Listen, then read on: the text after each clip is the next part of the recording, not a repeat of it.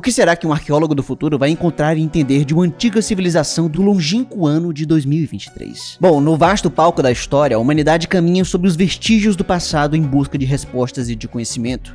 A partir de cada nova descoberta, conseguimos entender um pouco mais sobre como funcionavam as antigas civilizações, juntando as pequenas peças do enorme quebra-cabeça da nossa própria existência. Mais do que caçar relíquias ou explorar tumbas, o trabalho de um arqueólogo é mais perto do que temos de viagem do tempo, já que recuperando e analisando a cultura material deixada pelos povos antigos, eles conseguem investigar a atividade humana ao longo dos séculos. A arqueologia pode ser considerada tanto uma ciência social quanto um ramo das humanidades. Ela trabalha com o que chamamos de registros arqueológicos, que pode ser de todo o tipo, produzido por humanos. Daí, a partir desses registros e de uma pesquisa extensiva, é possível compreender mais sobre culturas passadas e os seus contextos históricos, com todas as suas transformações sociais que vêm junto com tudo isso. E transformações históricas comumente são causadas por tecnologia. Por isso é importante se manter sempre atualizado na sua área e aprender novas habilidades. Por isso eu recomendo demais a Alura, que está patrocinando esse vídeo. Muito obrigado, Alura. A Alura é a maior escola de tecnologia do país, com formações completas para quem quer fazer a sua transição de carreira ou aprofundar seus conhecimentos. Lá você vai evoluir profissionalmente, aprendendo novas skills relacionadas à tecnologia e programação, desde iniciantes até avançados. Clica aqui então no primeiro link na descrição para você saber tudo que a Alura tem para te oferecer e ainda ter meus 10% de desconto na sua matrícula. É uma beleza. Então aproveite essa chance de se destacar no mercado profissional e talvez até se tornar uma referência na sua área, assim como Nabonido, que foi o último rei da Babilônia. Ele viveu em meados de 550 a.C., na antiga Mesopotâmia, e é considerado como o primeiro arqueólogo. Ele recebeu esse título por ter descoberto resquícios do antigo Império Acadiano de Naram-Sin, que governou 1700 anos antes de Nabonido. O rei não apenas liderou as primeiras escavações para encontrar templos de divindades antigas, como também foi responsável pela restauração deles, além de ter sido o primeiro a estimar a idade de um artefato arqueológico durante a sua tentativa de datar o templo de Naram-Sin. E por mais que ele tenha errado a estimativa em cerca de 1500 anos, a tentativa foi até muito boa, convenhamos as limitações da época. Então, séculos se passaram e um tipo de estudo começou a se desenvolver em várias partes do mundo. O antiquarismo surgiu como uma prática multidisciplinar que estudava a história a partir de artefatos e manuscritos antigos, bem como locais históricos. Peças e inscrições antigas se tornaram objetos de fascínio e curiosidade, despertando o interesse de estudiosos e colecionadores. As pessoas começaram a se familiarizar com a ideia da arqueologia e muitos entraram nessa área como se fosse um hobby, o que acabou gerando muita busca por conhecimento sobre o passado, aumentando a demanda por estudos mais sistemáticos e científicos. Tentativas de sistematização da arqueologia começaram na Europa ainda durante o Iluminismo, enquanto que em outro momento, na China imperial, era dado início à tradição da epigrafia, investigando, preservando e analisando antigas inscrições de bronze chinesas da época de dinastias anteriores. Esses e outros esforços convergentes em diferentes partes do mundo estabeleceram as bases para o desenvolvimento da arqueologia como uma disciplina científica global, capaz de desvendar os segredos do passado e proporcionar uma compreensão mais profunda da humanidade. Nos últimos séculos, a arqueologia foi responsável por descobrir diversas marcas deixadas pelos nossos ancestrais, soterradas e escondidas pelo tempo. Imagina só a emoção de participar das escavações que revelaram a cidade carbonizada de Pompeia, enterrada sob as cinzas depois de uma erupção vulcânica devastadora do Monte Vesúvio, em 79 d.C. A erupção que destruiu a cidade e seus habitantes tem uma trágica história, mas nos deixou um imenso sítio arqueológico com edifícios e objetos. Provavelmente o registro mais famoso consiste nos moldes que foram feitos a partir de vazios deixados pelos habitantes de lá. E tem também a grande tumba do faraó egípcio Tutankhamon, que foi descoberta intacta no Vale dos Reis no ano de 1922, contendo mais de 2.000 peças de antiguidades valiosas, sendo um símbolo da importância e potencial da arqueologia até os dias de hoje. Datada de 196 a.C., a Pedra de Roseta foi inscrita a partir de um decreto do rei Ptolomeu V e apresenta 3 idiomas: hieróglifos egípcios antigos, a escrita demótica e o grego antigo. A Pedra de Roseta foi descoberta por um soldado integrado à expedição francesa ao Egito, liderado por Napoleão Bonaparte. Ela é utilizada até hoje para traduzir artefatos com hieróglifos egípcios antigos. E, além de tudo isso, tem as estátuas Moai da Ilha de Páscoa, o exército de terracota, a caverna de Altamira e, bom, uma infinidade de outras coisas. Eu posso falar horas aqui sobre as inúmeras descobertas que a arqueologia realizou, mas o ponto aqui é que o avanço tecnológico e humano fez com que a arqueologia se desenvolvesse e se estabelecesse como uma ciência de valor único para a nossa espécie. Existem hoje diversos exemplos de personagens da cultura pop que apresentam a arqueologia e os seus diversos profissionais sob uma ótica um tanto quanto antiquada. Figuras como Indiana Jones, Lara Croft e Nathan Drake são alguns dos arqueólogos mais famosos que resolvem tudo com as próprias mãos, sem muita tecnologia. Mas a verdade é que a arqueologia moderna está muito mais perto da tecnologia de uma ficção científica, e isso é doido. O uso de veículos aéreos não tripulados, os famosos drones, significam uma inovação nos estudos arqueológicos, podendo ser utilizados de diversas formas, desde a documentação tridimensional de escavações arqueológicas, monumentos e edifícios históricos, até o levantamento aéreo exploratório. Mas ainda assim é uma tecnologia que possui suas limitações, como a dependência de um bom clima e condições ideais para a captura de imagens. Porque afinal, não daria pra ver muita coisa se a área investigada fosse uma floresta muito fechada. Porém, eis que surge uma tecnologia que revolucionou a arqueologia como ela era conhecida. O LiDAR. O LiDAR, que significa algo como a detecção de distanciometria por luz, é uma tecnologia que se desenvolveu ainda na década de 60. É um sistema remoto que coleta dados sobre distâncias, alcance e profundidade através de lasers. Sim, lasers.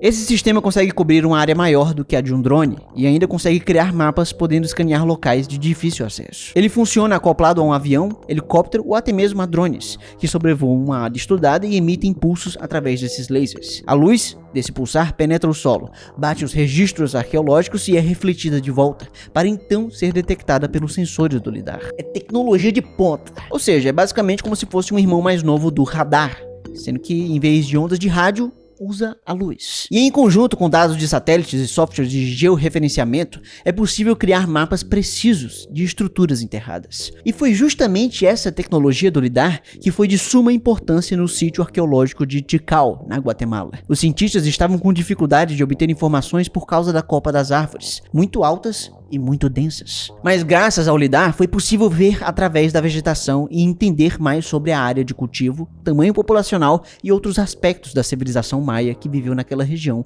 há centenas de anos.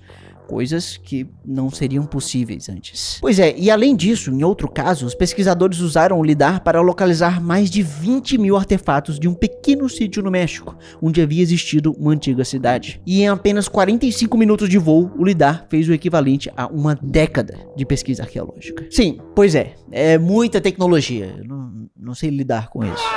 Mas o LiDAR também pode ajudar naquilo que já está descoberto, porque em 2019 a tecnologia foi utilizada para mapear o interior da Catedral de Notre Dame, o que foi bem interessante. E, enfim, as coisas não param por aí, porque a revolução na metodologia arqueológica está apenas começando. O uso da inteligência artificial tem sido avassalador nos mais diversos contextos da civilização humana moderna, seja para gerar imagens, textos ou voz. Então, para desvendar e proteger o passado, não poderia ser diferente. Nós precisamos contar com a nossa melhor tecnologia. Uma equipe de arqueólogos e cientistas da computação criou um programa de IA para traduzir textos acadianos inscritos em antigas tábulas cuneiformes, com alto nível de precisão, usando traduções neurais de aprendizado de máquina. As cidades históricas da região da Baía de Nápoles, na Itália, por exemplo, estão adotando inteligência artificial para ajudar a monitorar e proteger o legado único da área. Lá reside um dos poucos parques arqueológicos subaquáticos do mundo, que oferece cerca de 176 hectares abertos aos visitantes que desejam explorar restos arquitetônicos da cidade que era conhecida como a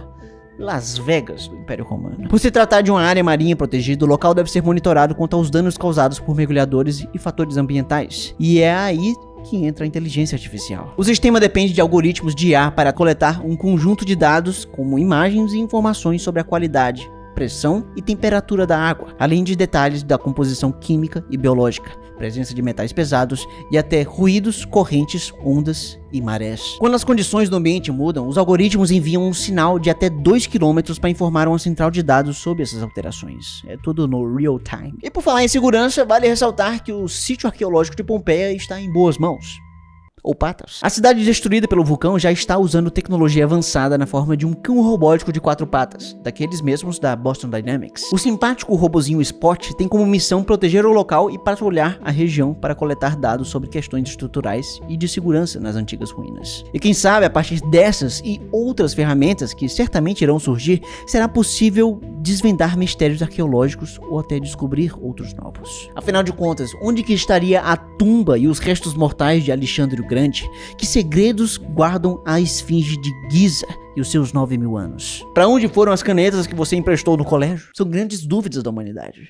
Ok, temos muita informação para descobrir sobre o passado, mas ao mesmo tempo devemos pensar como que a gente vai guardar essas informações para o futuro? E indo mais além, como que nós vamos guardar as informações do nosso presente para futuros arqueólogos? Certamente, com base na tecnologia atual, podemos imaginar que todos esses dados estarão na forma de bytes em um computador. Essa é uma boa forma de deixar tudo guardadinho, mas a verdade é que algo ser digital não significa que vai ser imaterial ou que vai durar para sempre. Veja, por exemplo, o caso do Internet Archive.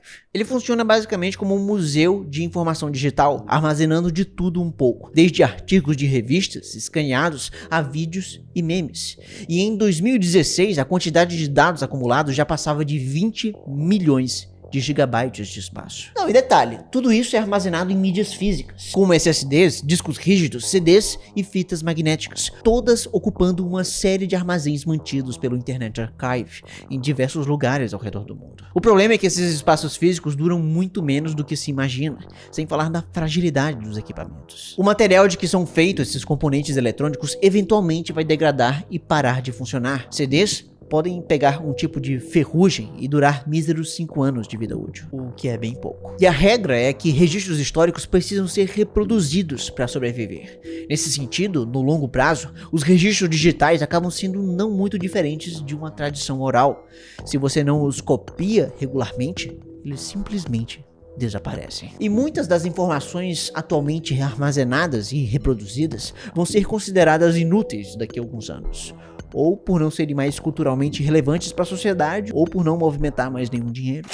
E considerando empresas que atualmente dependem e armazenam muitos dados, como Google ou Facebook, eles podem eventualmente acabar tacando delete com muita facilidade. E ainda vão esvaziar a lixeira por precaução, porque acredite, nós já temos informação demais. Um estudo publicado há cerca de 2 anos avaliou que até 2020, cerca de 64 zettabytes de dados foram criados, copiados e ou consumidos no mundo todo. E para você ter uma ideia, um zettabyte equivale a um sextilhão de bytes, ou 10 elevado à 21ª potência. É um número estupidamente grande. E as estimativas indicam que até 2025 esse número chegue a 181 zettabytes. Agora, imagina a quantidade absurda de dados que existirão daqui 100, 300 ou 500 anos. Pois é, então a menos que inventem novas e melhores formas de armazenamento, corremos o sério risco de perder boa parte das informações que já foram movimentadas pela internet. É certo que a nossa superdependência digital pode ser a nossa própria queda enquanto espécie. Sei lá, se nós perdêssemos a internet ou a eletricidade,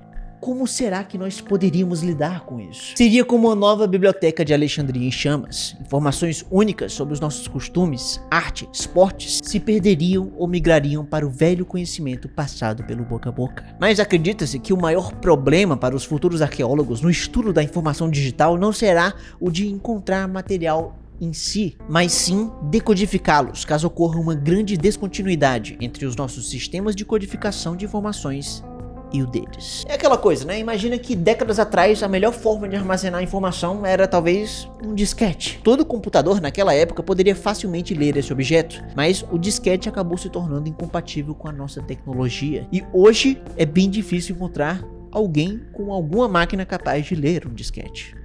Não é tão fácil. Agora, em uma escala bem maior de tempo, daqui milhares ou milhões de anos, sabe-se lá que tipo de equipamentos de armazenamento vão existir. E um avançado SSD de hoje poderia ser completamente ilegível no futuro. A dura realidade é que a maior parte daquilo que sobreviver ao tempo e como serão entendidos não será determinado como uma escolha consciente da nossa parte. O satélite da Kiyo, nomeado a partir dos sons mais comuns das linguagens humanas, é um projeto de financiamento para uma cápsula do tempo que será enviada ao espaço, com amostras de ar, terra água e sangue humano, junto com um arquivo digital de conhecimentos atuais e mensagens pessoais de pessoas ao redor do mundo. Desde 2003, esse projeto tenta sair do papel, e se for lançado mesmo, o satélite seria programado para voltar à Terra daqui 50 mil anos. Mas aí, talvez seria esticar um pouco demais a baladeira. Até porque nós não sabemos se ainda existirão humanos aqui na Terra. E mesmo se ainda estivermos por aqui, não temos como saber o que as gerações futuras farão com essas informações. Talvez isso nem importe para elas. Por exemplo, será que antigos egípcios sabiam o que estavam fazendo e o que queriam alcançar quando inscreveram seus registros em pedra sólida, valorizando a longevidade e a passagem das informações culturais na época? Bom, provavelmente não imaginavam que essas inscrições seriam usadas na maior parte do tempo como um entretenimento e diversão em museus hoje. É difícil prever exatamente o que os futuros arqueólogos irão concluir com os restos das nossas civilizações atuais, mas é possível até que eles façam algumas suposições incorretas, com base nas informações limitadas disponíveis para eles. Eles podem acreditar que certos objetos ou estruturas podem ter sido usados para cerimônias ou fins religiosos, quando que na verdade foram usados apenas para fins práticos ou cotidianos. Pra gente pode ser óbvio hoje, mas no futuro talvez garrafas de vidro de refrigerante tenham outro significado, se levarmos em conta a quantidade de garrafas que devem estar nesse momento jogadas aí pelo mundo. Um arqueólogo do futuro pode até achar que essas garrafas não eram apenas para beber refrigerante casualmente, mas sim para beber antigos líquidos em celebrações de divindades, além de poderem interpretar mal o significado de certos artefatos ou práticas culturais. No fim, é sempre importante lembrar que a interpretação da evidência histórica está sempre sujeita a mudanças à medida que novas informações se tornam disponíveis. Smartphones, resíduos eletrônicos, veículos, estruturas e monumentos modernos podem ter todos uma conotação completamente diferente daqui a um tempo. Afinal de contas, nós não fazemos a menor ideia de como será a ótica que arqueólogos do futuro vão ter, como será o contexto e a sociedade a qual eles vão pertencer, como será que eles vão encarar a religião, a ciência, a arte e a filosofia, como será que eles vão entender a vida e a morte. Nossa cultura sempre foi muito fluida e possivelmente vai continuar sendo. A real é que o registro que deixamos para gerações futuras até pode ser escrito por nós, mas ela, no fim, pertence a eles,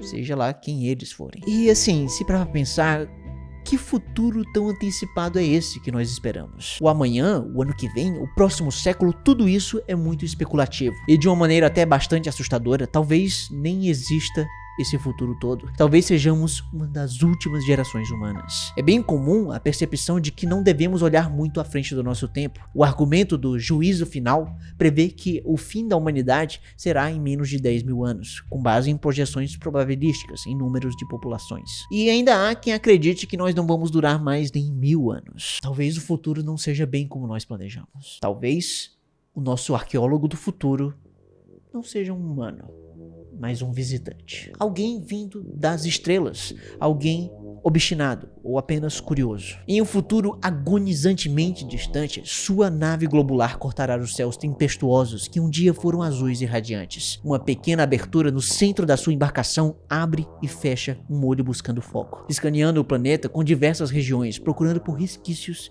e respostas. Ele usa uma espécie de radar avançado, drones e inteligência artificial, ou sei lá que outros tipos de tecnologia nossas mentes do presente jamais seriam capazes de compreender. E no final, o que será que ele acharia com tudo isso? Bom, nós não temos certeza. Depende de algumas variáveis. Se os nossos equipamentos vão sobreviver à prova do tempo, se ele vai conseguir reler antigas informações em nossos computadores ancestrais, e se o arqueólogo vai conseguir interpretar corretamente o nosso distante modo de vida. São muitos e sis, mas de uma coisa nós temos certeza: ele certamente vai encontrar plástico.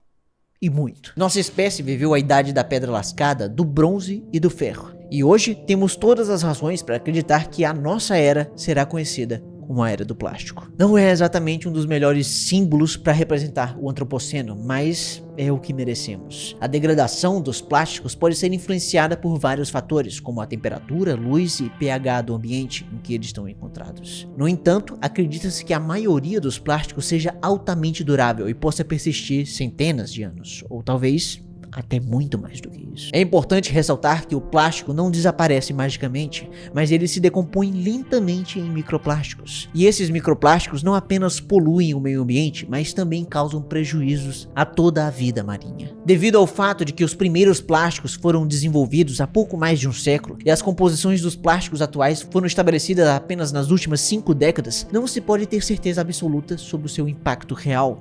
Talvez seja muito pior. E embora estejam sendo desenvolvidos novos plásticos orgânicos em que se biodegradam mais rapidamente, é possível que grande parte dos danos já tenham sido causados. E olhando de cima, o visitante poderia ficar assombrado com a visão. Uma mistura de tristeza, surpresa e descrença. A Terra será profundamente afetada pelas consequências do esgotamento dos recursos naturais, da destruição ambiental e das mudanças climáticas. As florestas exuberantes poderão ter sido substituídas por vastas extensões de desertos, as águas poluídas e os ecossistemas terão sido irreversivelmente danificados. Nesse futuro tão distante, será possível olhar para tudo aquilo e pensar: caramba, como foi possível criar tanta destruição? Toda a diversidade biológica, a beleza natural e os recursos preciosos que uma vez existiram na Terra.